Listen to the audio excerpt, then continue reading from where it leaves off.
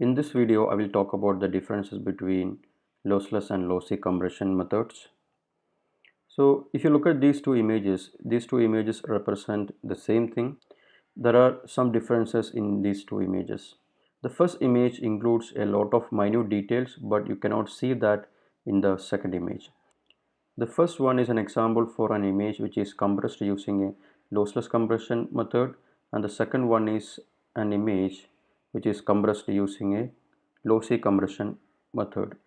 So when you compress an image using a lossless compression, then all the minute information in the image will be preserved. If you compress the image using a lossy compression method, then some minute details which are not relevant for the viewer, then it will be eliminated. Here in this table, I have listed some differences between lossy and lossless compression methods. In the case of lossy compression method, the lossy compression method eliminate the data which is not noticeable, but in the case of lossless compression, that is, it will preserve all the data irrespective of whether it is noticeable or not noticeable. The second one is a file does not restore or rebuild in its original form in the case of lossy compression, but in the case of a lossless compression, the file in its original form will be restored or it will be decompressed. At the third point, the data's quality is compromised in the case of a lossy compression, but there will be no compromise on data's quality in the case of a lossless compression. The algorithms that are used in lossy compression standard are the transform coding, which may employ discrete cosine transform, discrete wavelet transform, etc. But in the case of a lossless compression method, we will be using run length coding or Huffman coding or LZW coding, etc.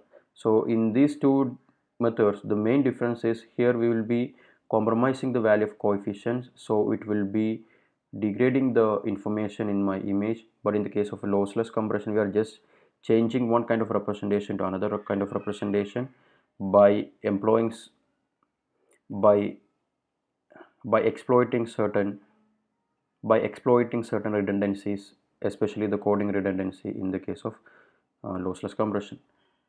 In the case of lossy compression, we can compress images, audio and video, but in the case of lossless compression, we can compress the data which are images, sound or text. So for compressing text file data, for example, if you have a software or if you have a huge text file, and if you want to convert that into a compressed format, then we will be always employing lossless compression method, because we have to regenerate the same kind of data back.